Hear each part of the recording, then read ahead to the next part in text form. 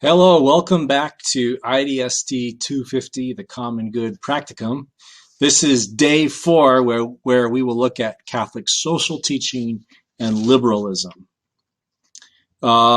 Just to remind you, before watching this lecture, I'm expecting that you will have read the excerpt from Daniel Grudy's chapter in the course packet.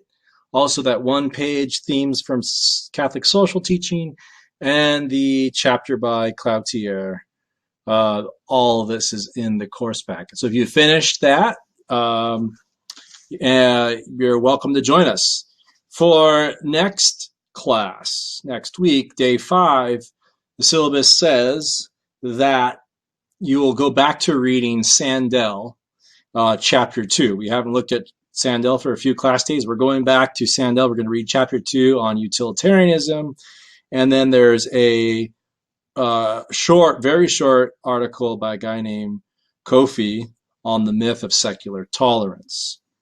Also, just to remind you, in a couple more class days, step 2 of your practicum is due. So start working on it now.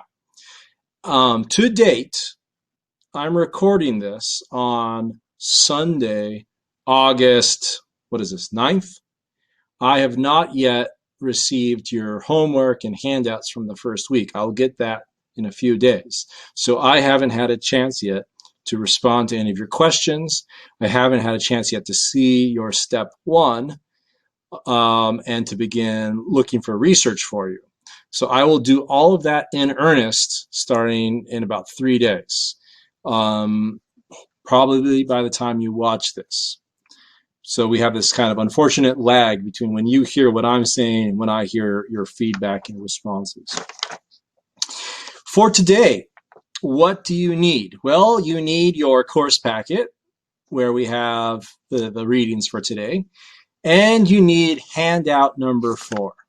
Okay, handout number 4, Catholic social teaching. Ta-da! And I've got it once again, the questions for the day there, 1 through 6. So let's begin. We've spent the last few class sessions looking at the biblical foundations of modern conceptions of justice and the common good. Today, we will begin to consider some of those modern examples, some of those modern conceptions. The first 2 we'll look at are the conception of justice and the common good in Catholic social teaching and liberalism. Let's start with Catholic social teaching. What is Catholic social teaching?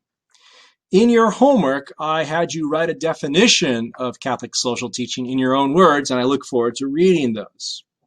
I find helpful the definition given in the chapter you read by Daniel Grudy. Now, who's Daniel Grudy? Well, obviously, he's a theologian, but he also works at Notre Dame, our Notre Dame, and he's one of the vice presidents, and he's the assistant provost.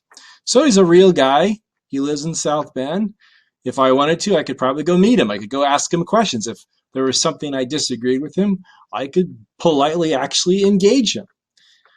Just a reminder that the people that we were reading are just humans. They're just people, and it's okay to ask questions and think critically. Well, Grudy, in his first sentence, provides us a helpful definition, and I put this in box number 1 of your handout. He writes, Catholic social teaching refers to all the principles, concepts, ideas, theories, and doctrines that deal with human life and society as it has evolved over time since the days of the early church. Here's the short answer. What is Catholic social teaching? It is the Catholic Church's teachings about how humans should live together in society. I'll say that again. It's the Catholic Church's teachings about how humans should live together in society.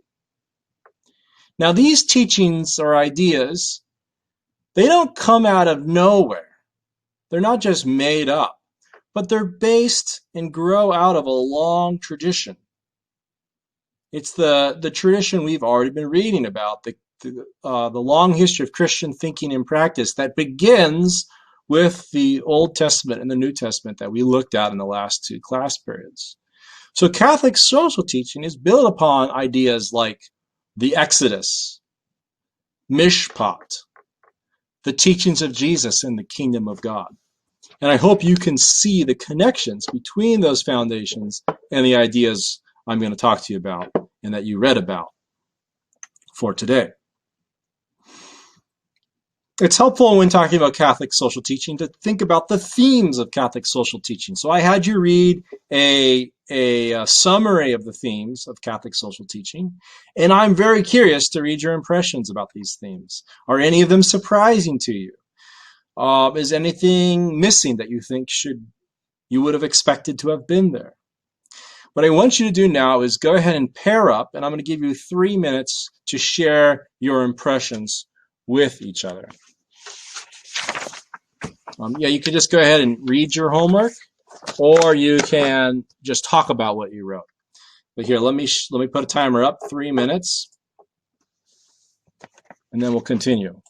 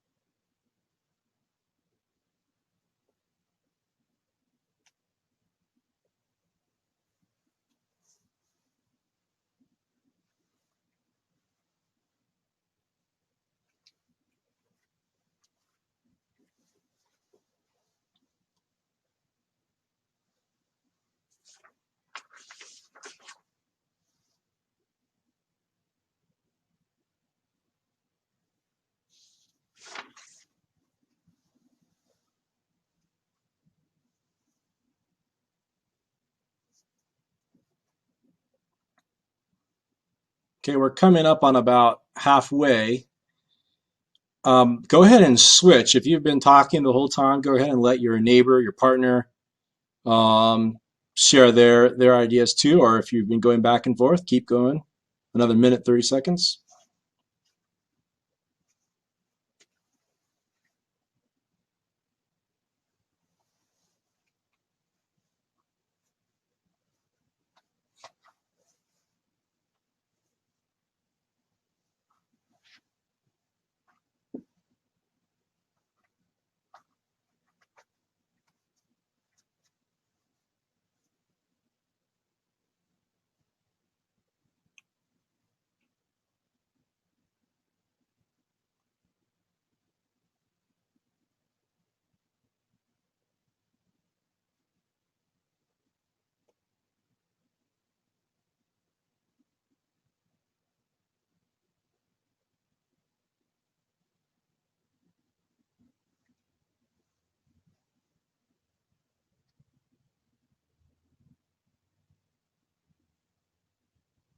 Okay, about 30 seconds. Go ahead and finish that thought. Finish your last sentence.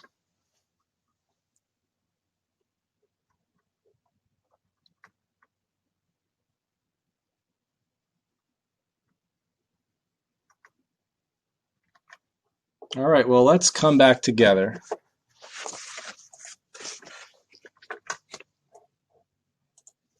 Again, I'm looking forward to hearing what you had to say. What Catholic social teaching does is it tries to give guidelines, ethical guidelines, for the full range of human society, for the full range of human activities in society.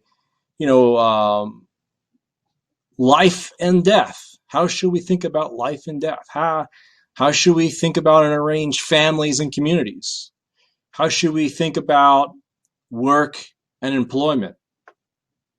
It seeks to create a healthy, supportive space in which society as a whole and individuals within that society will flourish.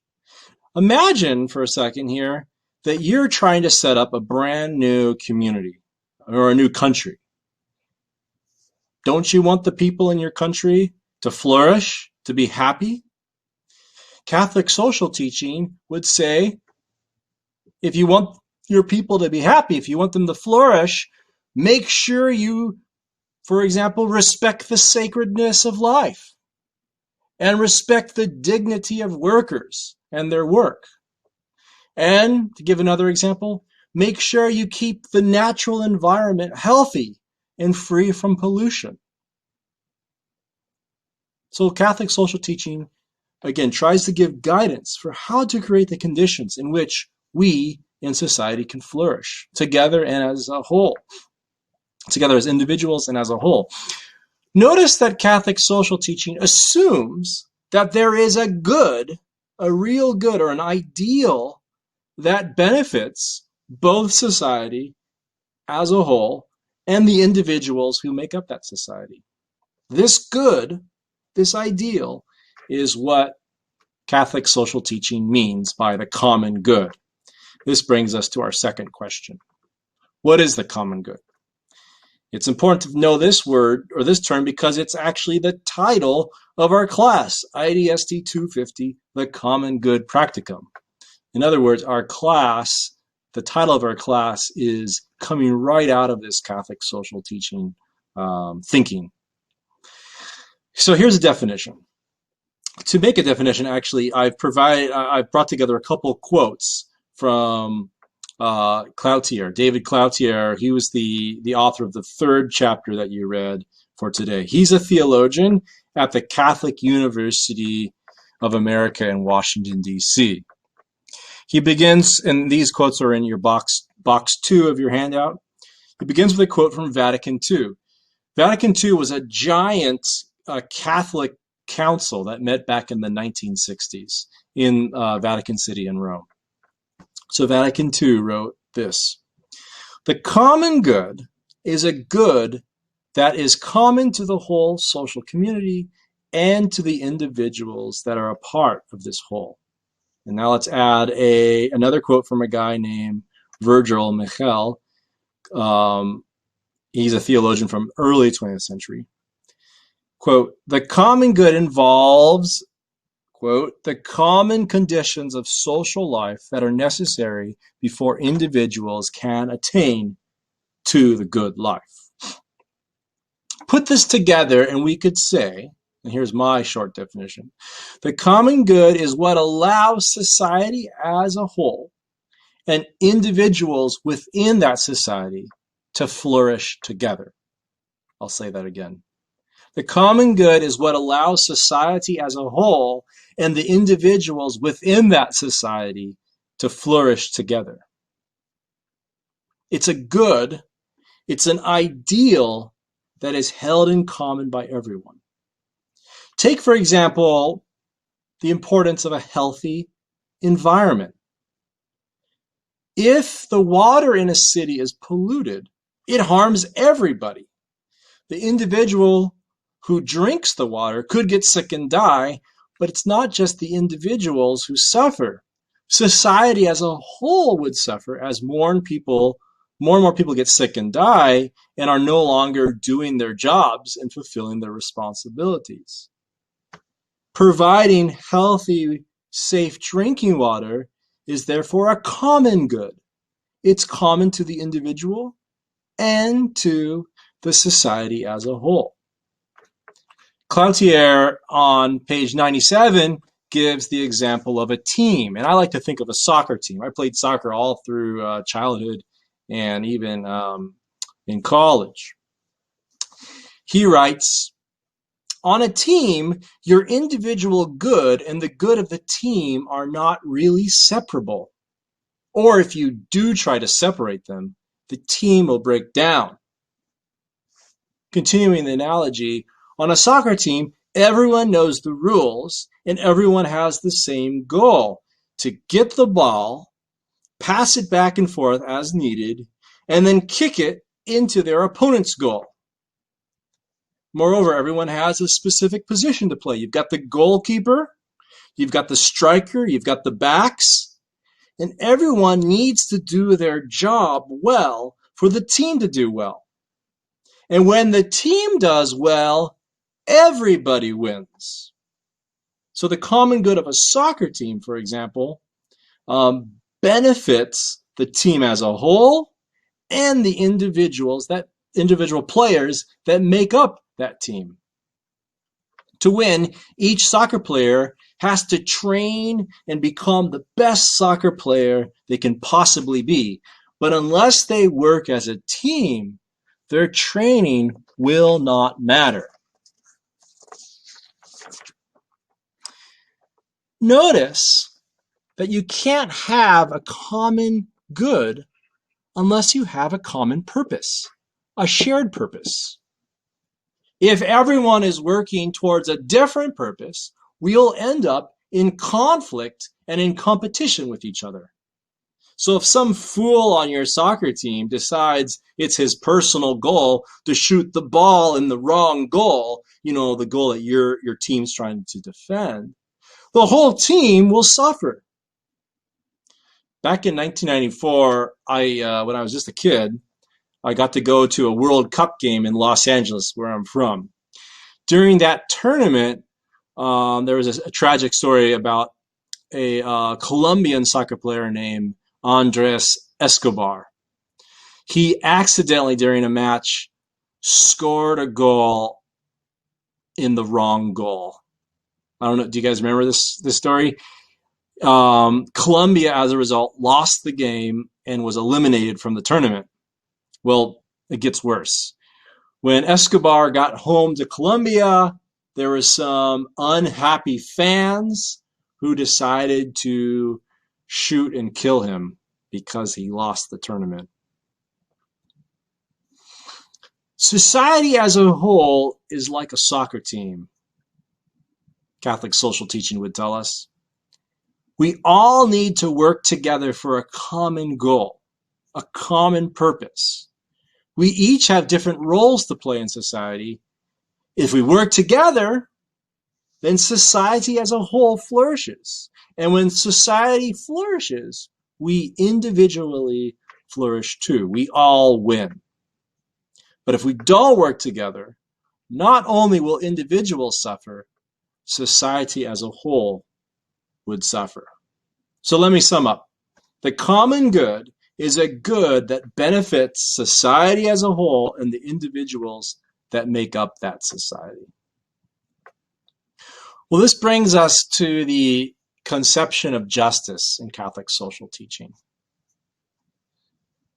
The theories of justice try to answer the question, what is the right thing to do? What is the just thing to do? For Catholic social teaching, justice means promoting and protecting the common good according to the principle of subsidiarity. I'll get to that last part in just a second here, but let me repeat myself. Justice means promoting and protecting the common good according to the principle of subsidiarity. Subsidiarity was talked about, Cloutier talked about it for a while. So if you want to know how to spell it, let's see. You got it there in box 3. Never mind. Subsidiarity. Well, we've talked about the common good. Now let me talk about subsidiarity. Catholic social teaching recognizes that we all belong to different levels of community. We don't just belong to society in general. We have parents and grandparents, siblings and cousins. We have children. We have coworkers, colleagues and classmates, and neighbors. And consequently, we belong to different community groups, different levels of community. We belong to families, clans, tribes, neighborhoods, schools, other workplaces, other communities. According to Catholic social teaching, we find our meaning as individuals through belonging to each of these levels of community. That's worth saying again. We find our meaning as individuals through our belonging to each of these levels of community. In box number 3, I have a quote that Cloutier includes from John Paul II, the Pope of the Catholic Church when I was a kid.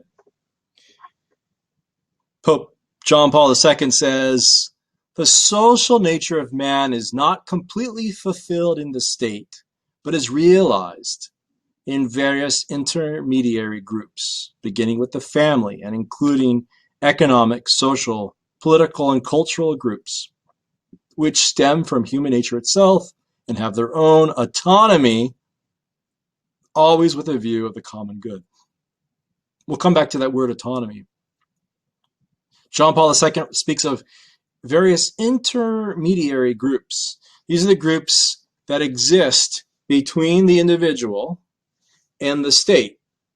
Between the individual and the state are many different intermediary groups. I'm calling them levels of community.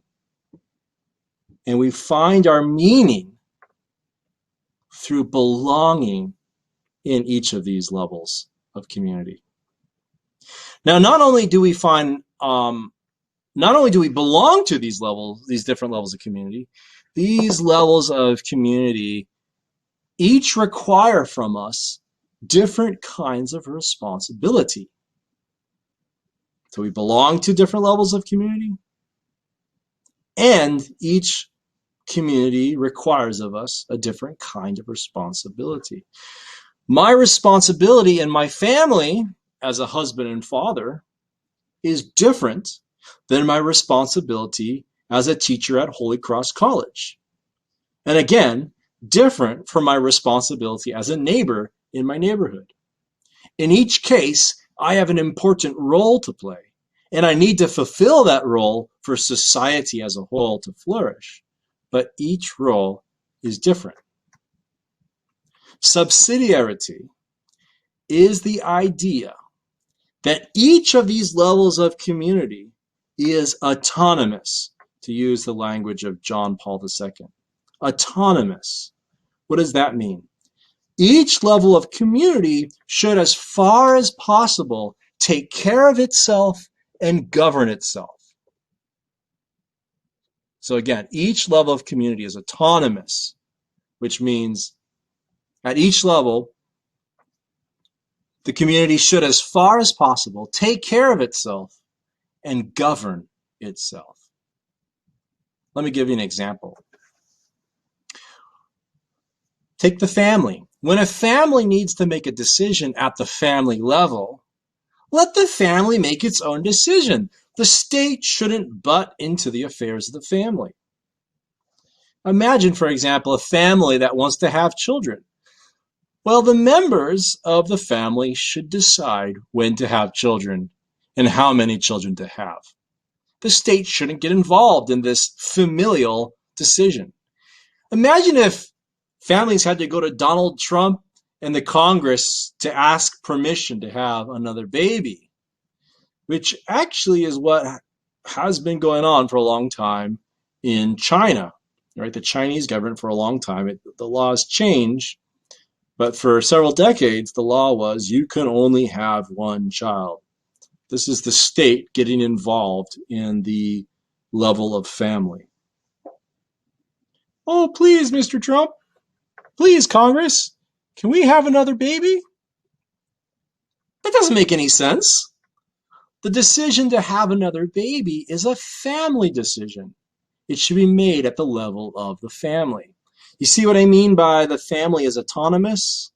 The family should, as far as possible, take care of itself and govern itself.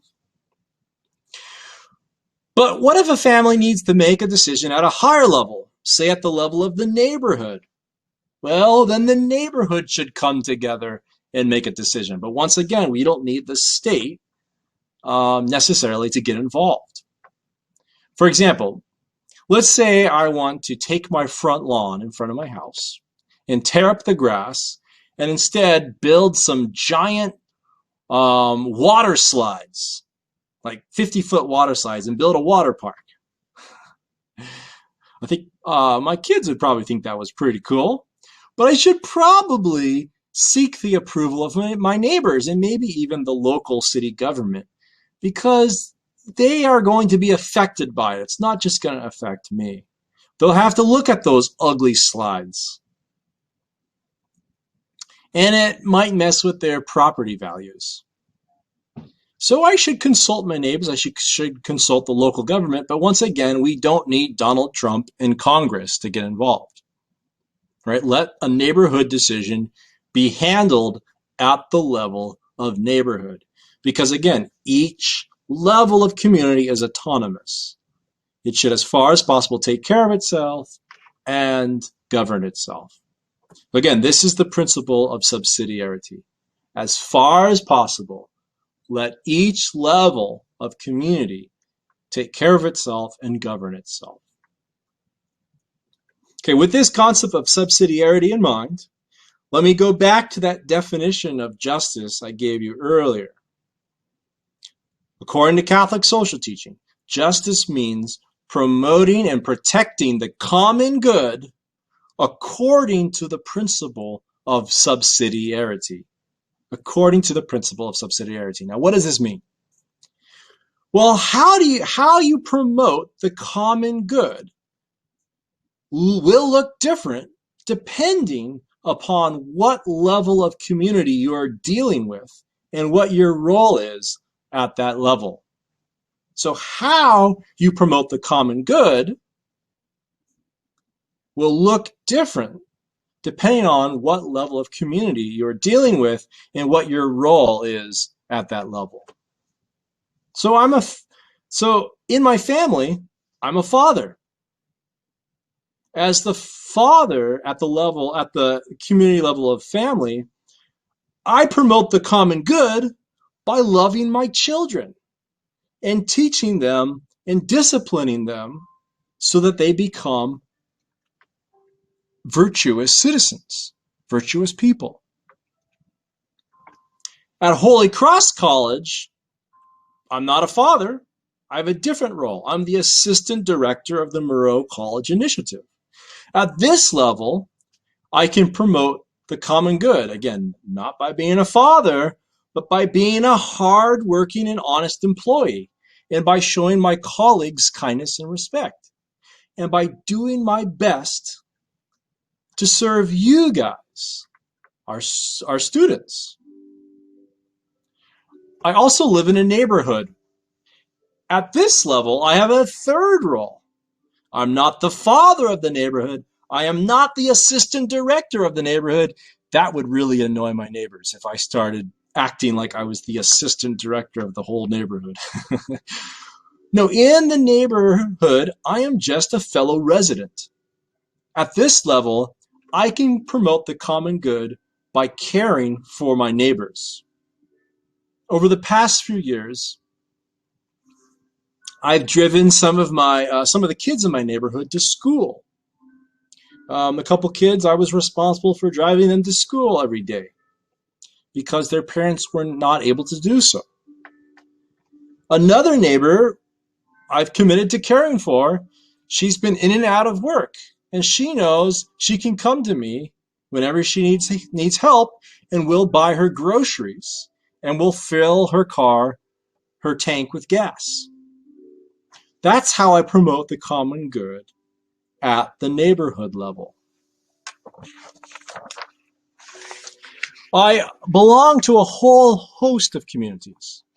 In each one, promoting the common good will look differently. In each one, I play a different role and have a different kind of responsibility. This is the principle of subsidiarity at work. Each level of community is autonomous and should, as far as possible, take care of itself and govern itself. So how do I know I'm acting justly? Catholic social teaching would say, I'm acting justly when I'm promoting the common good according to the principle of subsidiarity. So hopefully this makes sense to you now. If it doesn't, make sure you write me a question. I want to give you a minute now to process what we've talked about so far. Go ahead and look over your notes that you've been taking. Look over your handout. I want you to write down anything you don't want to forget. So let me give you about a minute.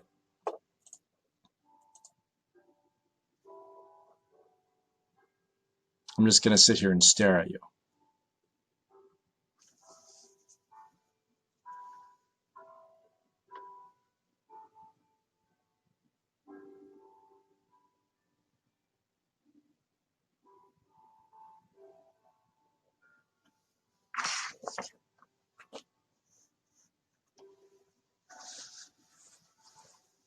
Maybe take another 30 seconds.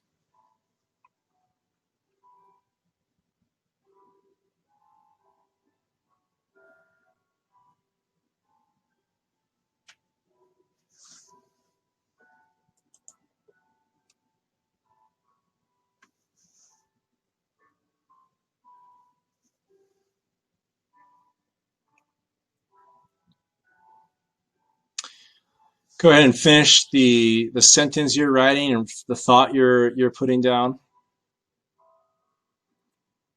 What I want to do now is give you some time to discuss with each other. In your homework, I asked you to write about what you find compelling about Catholic social teaching and what questions or problems it raises for you. I'd like to give you a chance to share your thoughts with each other. And you can share, what you wrote in your homework, or if you have new thoughts or new evaluations, you can, since hearing me talk about it, you can share those as well. So I'm gonna ask you to break into a group now, and I'm gonna give you about 2 minutes. The timer says 3 minutes, but I'll wrap it up after about 2 minutes. So go ahead, get into a group and share, what did you find compelling about Catholic social teaching? We'll start with what is compelling.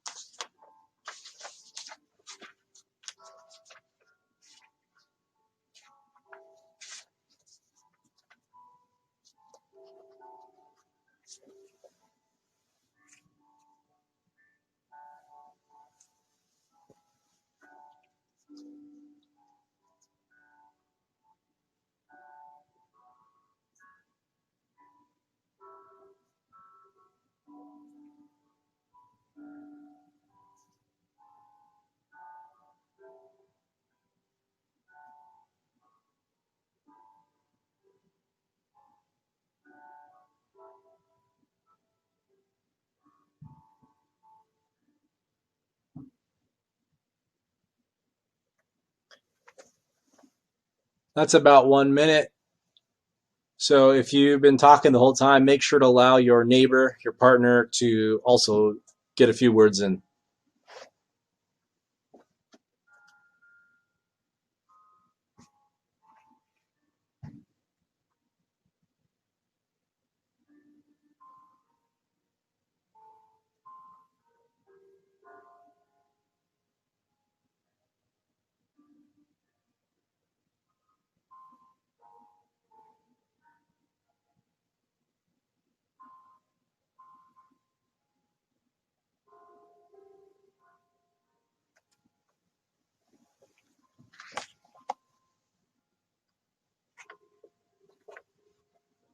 Okay, finish up that thought.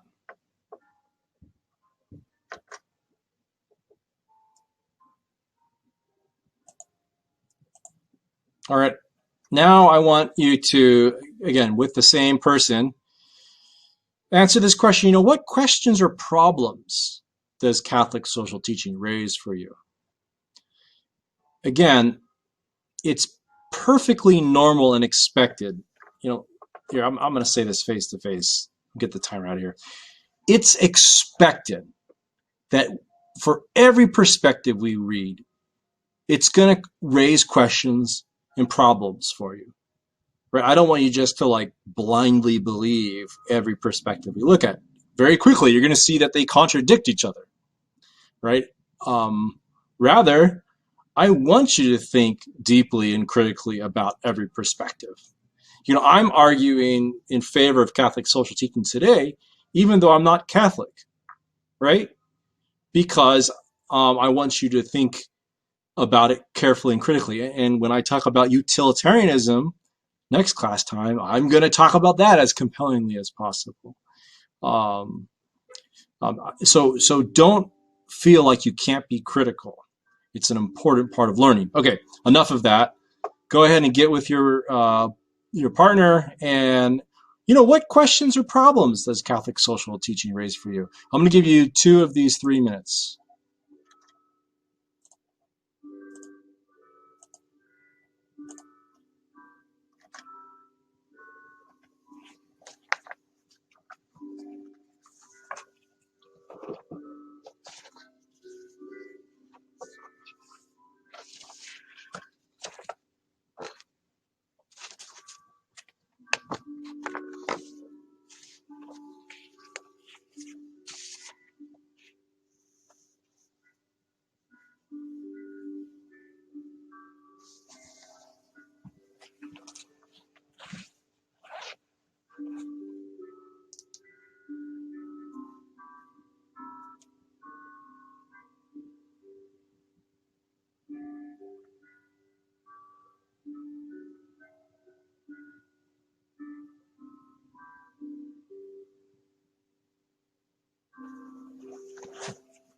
That's about a minute. So if you're hogging the conversation, make sure to allow your neighbor to get some words in too.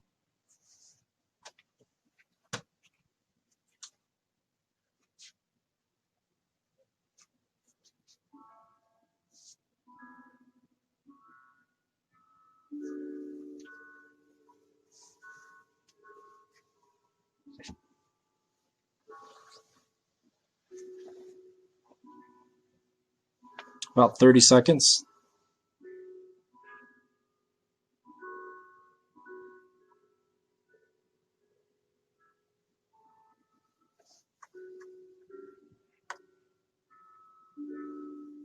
All right, go ahead and wrap up your thoughts.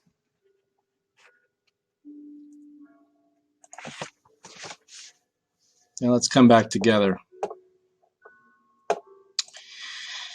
So actually, we've been going for a while, about close to 40 minutes with all of our breaks and giving you some time to talk and me blabbing on and on.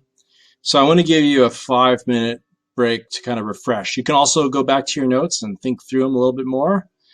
For this break, again, I'm just going to invite you to pause the DVD, go refresh yourself, come back in 5 minutes. So go ahead and pause.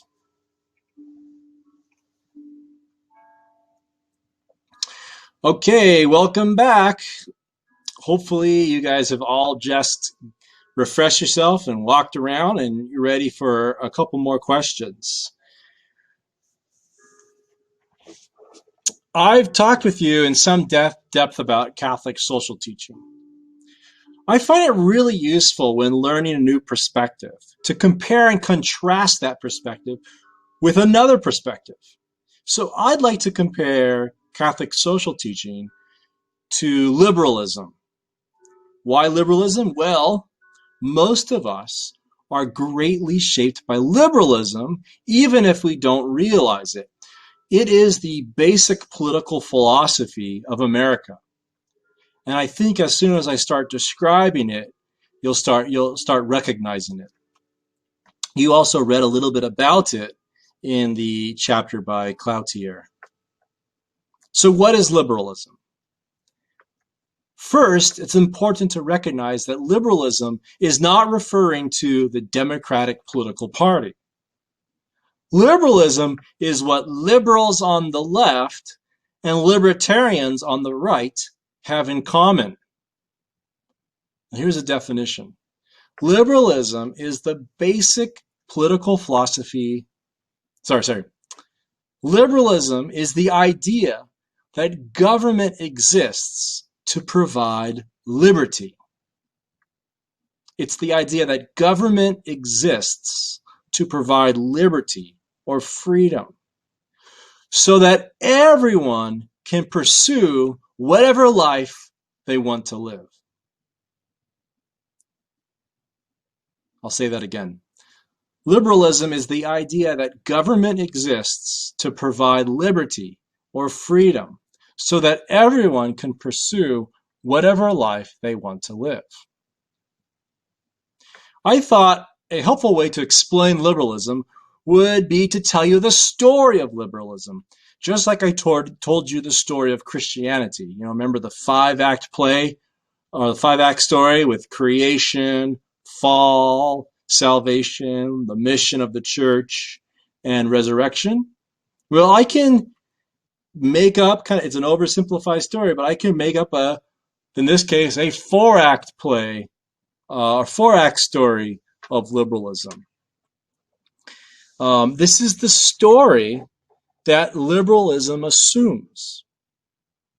This is the story that liberalism assumes. And in your handout on the next page, you can, write out this 4-act story. So Act 1, the natural state. Act 1, the natural state.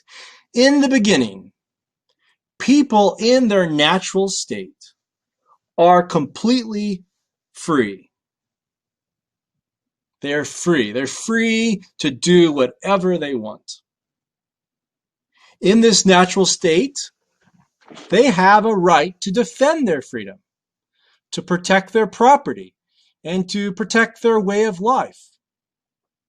In the natural state, there is no police, there is no military. Each individual is his own police force. For example, if someone comes on your land and threatens you, you have every right in the natural state to kill them. That's Act 1. The natural state of freedom. Act 2, competition. Act 2, competition. It turns out there are a lot of humans out there who don't respect freedom. And they try to steal from us and enslave us. And throughout history, tyrants keep coming to power who take away our freedom. Consequently, in the natural state, we end up spending a ton of time either oppressed by tyrants or using our time and energy defending and protecting our liberty. This takes a lot of time and a lot of energy and a lot of resources. Time, energy, and resources we'd probably rather use to live life and pursue happiness. So Act 2, competition.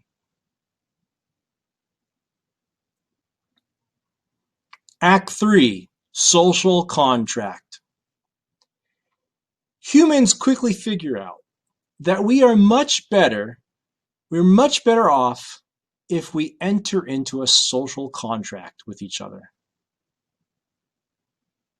In this social contract, we agree to give up certain rights. For example, the right to kill people.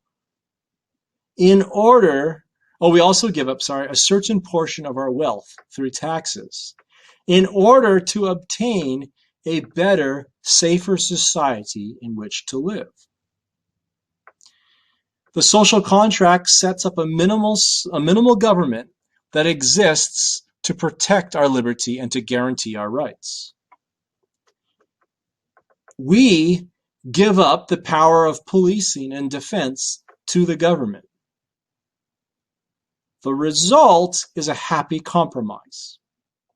Although we've given up some rights, we've gained a safer and better society in which to live our lives. The social contract. That's Act 3. Act 4. This is the life This is where we are today. Just like in the Christian story, uh, the story is not over, but we're living out the story right now in the present. Well, it's true for the story of liberalism too. Right now, we are in Act 4. I don't really know what to call this one. We could call it the present reality, or we could call it now, or we could call it diligence. Um, Governments left unchecked still tend to become tyrannical and oppress their own people. So while we enjoy the benefits of a liberal government, we have to be diligent and guard against the tyrannical tendency of the government. Act 4, diligence. We could maybe call it Act 4, mission, the mission of the citizen. Act 5. Well, there is no Act 5 for liberalism. There's no end to the story. Unlike the Christian story, which looks forward to a final end where evil is finally eradicated. And for liberalism, there is no expectation that conflict will ever end, nor is there a hope that someday we'll achieve a perfect society free from the threat of tyranny and conflict of competition. We just live in an ongoing state of diligence. So that is the 4-act story of liberalism. So hopefully, through hearing that story, you can kind of contrast it with the Christian story. You can see that there's some similarities and some important differences. Let me talk about an important aspect of libertarianism. This is from Cloutier. Cloutier writes that liberalism is a form of individualism. What this means is that the individual is the most important unit of society. The government exists to protect the individual.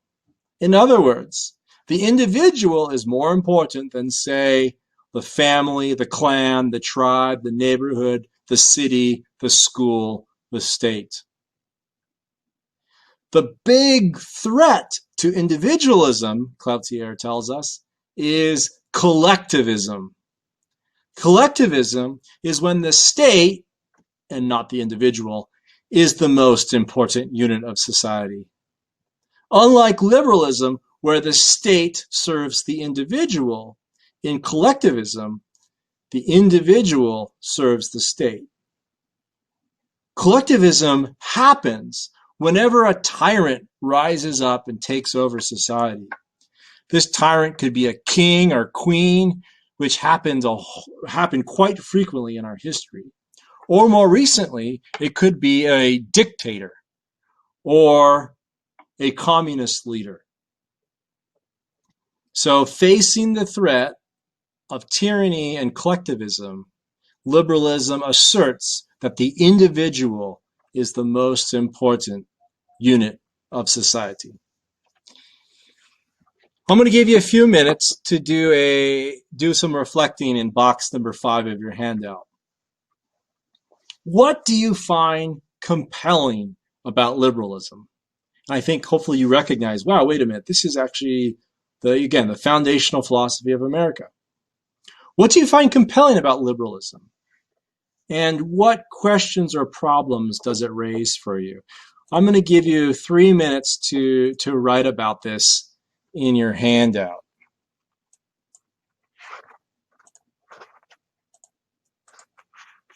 Go ahead and start.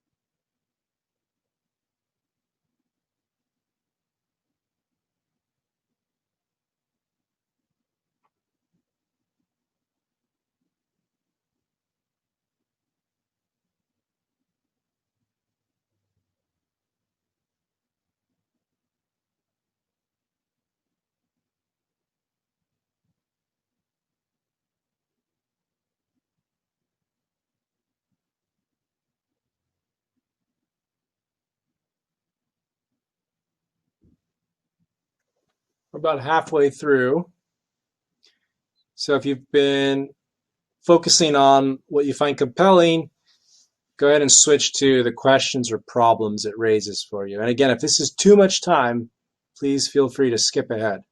If it's not enough time, please feel free to pause.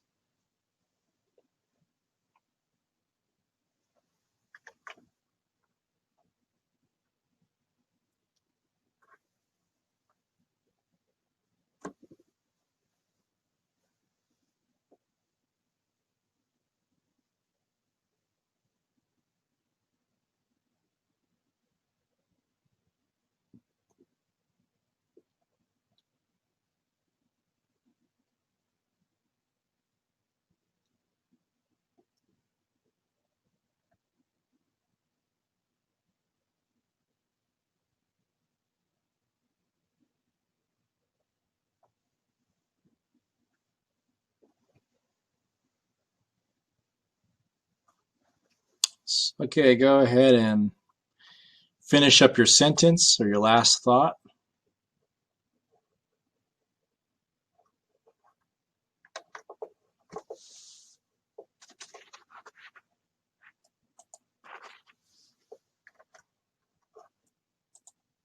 Let's come back together. I look forward to reading your responses. I always learn stuff, when I read from you guys. So thank you for putting the time in. There's just a couple more questions I want to look at with you today.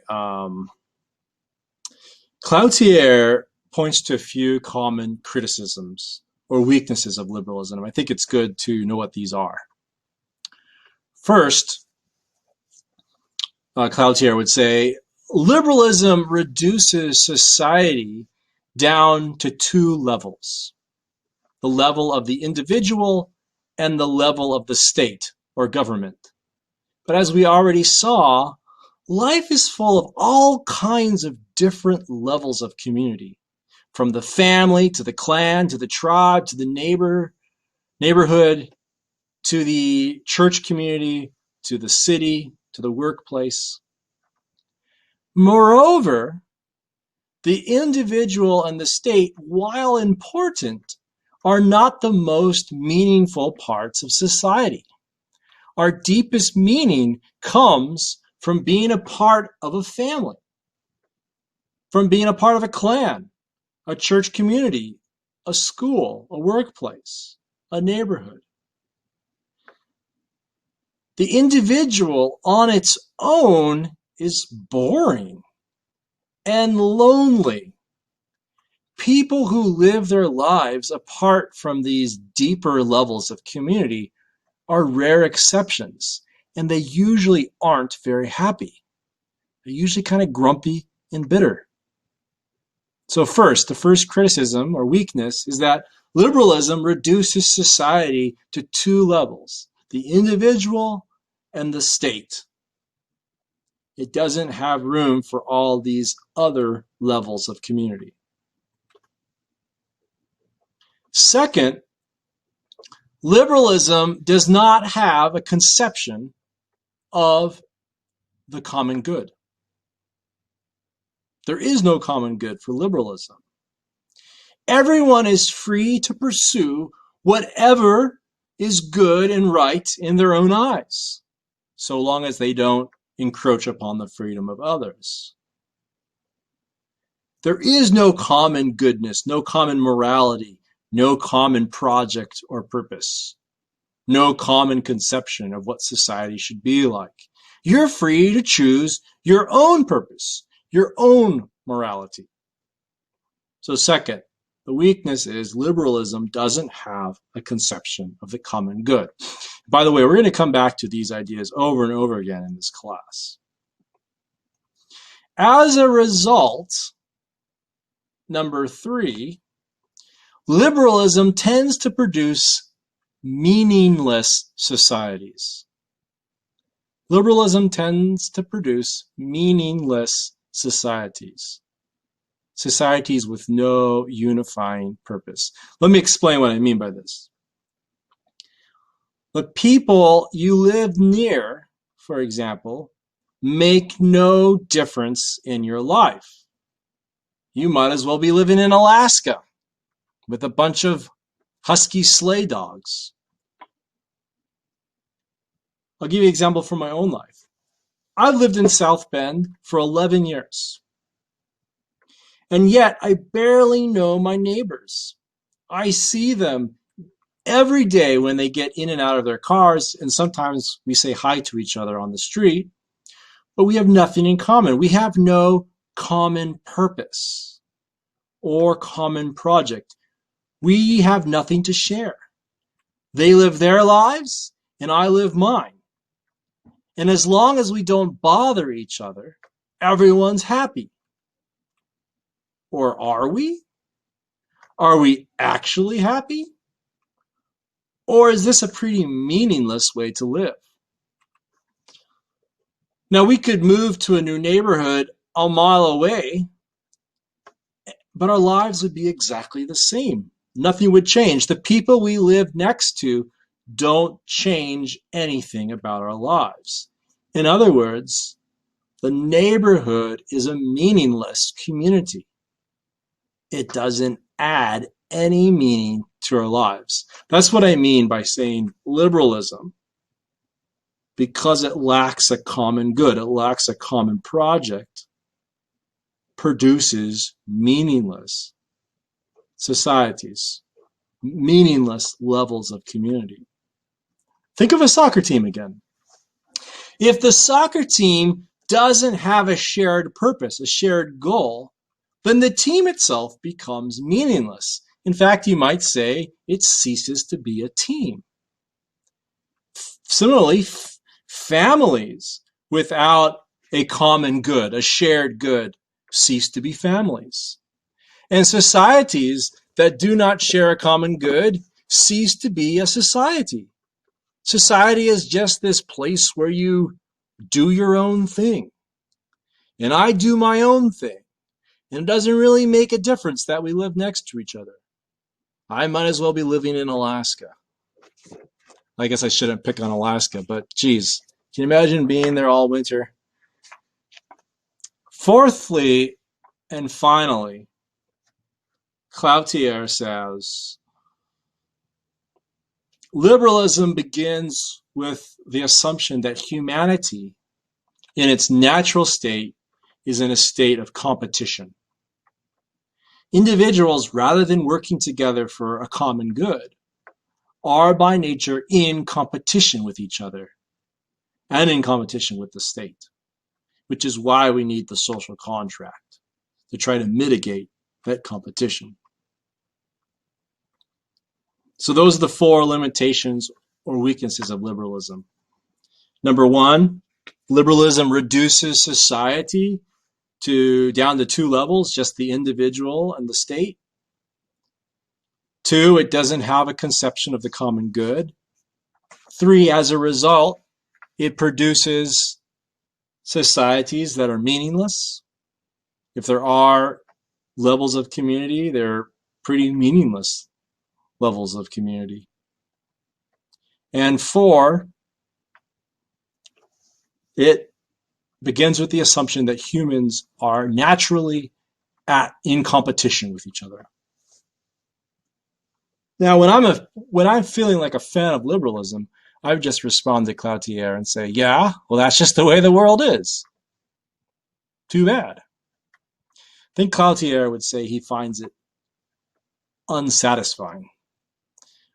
That this is the part of liberalism that he finds uncompelling. Cloutier suggests that Catholic social teaching provides a more satisfying way to live than liberalism. He calls it a third way between collectivism and liberalism. Most importantly, and this will be the answer to the last question for the day, Catholic social teaching begins with a fundamentally different definition of the individual. This is called the social nature of the self. The social nature of the self. What does this mean? The social nature of the self means individuals by nature are a part of and belong to society. Each individual is social by nature. And it is by belonging to society and to the different levels of community that make up that society that we as individuals find meaning and fulfillment. It's through belonging to the different levels of community that we discover who we are and what our responsibilities are. Look back at that quote from John Paul II. This was in your handout box number 3 on the first page. John Paul II says, quote, "The social nature of man is not completely fulfilled in the state, but is realized in various intermediary groups, beginning with the family and including economic, social, political, and cultural groups which stem from human nature itself and have their own autonomy, always with the view of the common good." So John Paul II speaks of the social nature of man. I've been saying the social nature of the self. That nature is fulfilled not by the state, but through belonging to various intermediary groups, starting with the family. To put it another way, what is the social nature of the self? Well, humanity, rightly understood, is one big family with God as its father. Think back to the 5-act Christian story that I told you on the first day. In the beginning, God created humanity to be one family. Well, Act 2, we end up acting selfishly, and we do live in competition with each other because of sin. But that's not the end of the story. Act 3, Jesus begins to make a new human family in which former enemies are reconciled to each other and to God. So that is the social nature of the self. We, by nature, belong to society. We are part of society in all of the different levels of community therein. Two conclusions follow. Two conclusions follow from the belief in the social nature of the self. Number one, once you conceive of the individual as naturally belonging to society, as naturally a social being, it becomes clear that the primary way individuals in society should relate to each other is not as competitors, but as cooperators. Society, because it's actually one big family, should be marked by cooperation, not competition. Number two, the social nature of the individual allows for the existence of a common good. Since we're part of one big family, we can all work together for the health and welfare of that one big family. There is a good that we hold in common, the common good. Liberalism is unable to provide society with a common good that we can work on together because in liberalism, there is no such thing as universal goodness. Each individual is free to do whatever he thinks is good in his own eyes. The social nature of the individual, in contrast, recognizes that our lives in society are inextricably bound together, and therefore, when we work together to strengthen society, we all benefit. And that's all I have for you today. What I want you to do, though, is while these ideas are still fresh in your mind, I want you to quiz yourself. Look at box number 7. Box number 7 on the 3rd page, it's a table that allows you to compare Catholic social teaching to liberalism. I want you to, from memory, as best you can, try to articulate the conception of justice for both Catholic social teaching and liberalism. And then the next column, what is the conception of the common good? Now, don't peek, but on the next page in box 8, I have my answers. I've given you the same table with my answers, so you can compare your answers to what I would have written. But let this be a learning opportunity. Don't cheat. Actually try to quiz yourself.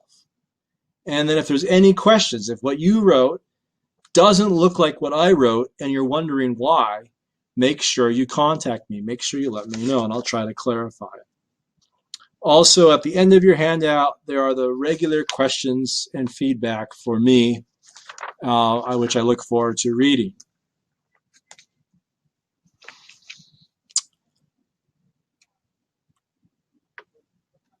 So these handouts and the homeworks for days 3 and 4 and the handouts for days 3 and 4, they're all due Tuesday, August 18th. That's the last day you can put them in the folder, and I'll pick them up on Wednesday, August 19th. Next week, just to remind you, your homework is to read Sandel. You're going to read Sandel again, and then a little on utilitarianism, and then a little article in your course packet by a guy named Kofi. That's your homework. The other thing I want you to do is really quickly, hopefully in the next hour, get somewhere quiet and try to answer the 6 questions for the day. Again, try it first from memory. Then try it, if you can't do it, by looking at your notes. And then if you still can't do it, talk with the neighbor and send me a message. The faster you review, the faster these ideas will solidify in your long-term memory. So that's why I ask you each time to review early and often. That's all I have for you today. I look forward to hearing from you, and I hope you have a great rest of your week. Until then, blessings.